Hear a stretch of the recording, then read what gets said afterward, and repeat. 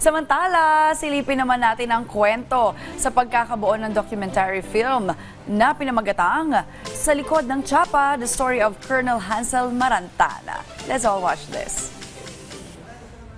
Sa likod ng matikas na tindig at suot na uniforme ng bawat pulis, may mga kwentong hindi natin laging naririnig.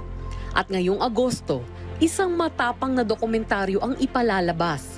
Sa unang pagkakataon ay isinapelikula ang kwento ni Police Colonel Hansel Marantan, ang dating chief ng Davao City Police Office at kasalukuyang direktor ng Police Peace Development Center. Sa documentary film titled Sa Likod ng Tsapa, The Story of Colonel Hansel Marantan, ipinakita ang mga pinagdaanan niya at ng iba pang pulis.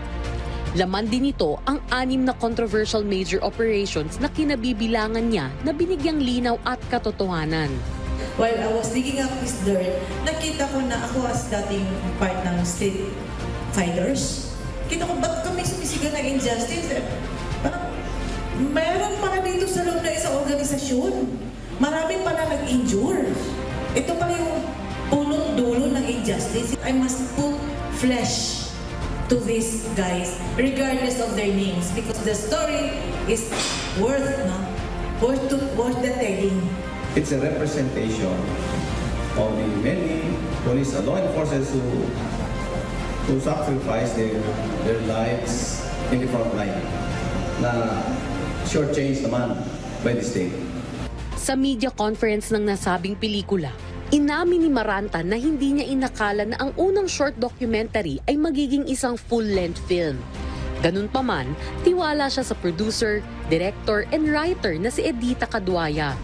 Ay, nakita ko naman yung sincerity of Miss Edith na to entrust one story. Kasi diba, very basic naman yung trust one story, that's your life, to a person that passionate enough, aggressive enough to bring out the best in you, the truth in you. That's why it's TBR. TBR means truth, betrayal, and redemption. It's written there. Siyang nag-conjugate those words intended for documentary only.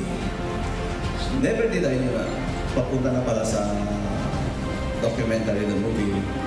Buo naman ang suporta ni Philippine National Police PNP Chief General Nicolas Torre na nagpatid ng mensahe. Ang dokumentaryong ito ay isinapelikula ng isang Davao-based media and production outfit. Samantala, si Lieutenant Colonel Stefanio Andrenicos Rabino ang gumanap bilang Batang Marantan. Kasama rin sa produksyon ang mga unit director na sina Colonel Jonathan Calixto at Colonel Mario Mayames. Umaasa si Maranta na sa pamamagitan ng pelikulang ito ay mabibigyan ng linaw at hustisya ang kanyang kwento at sakripisyo. Gayun din nang makita ng lahat ang realidad sa likod ng kanilang tsapa.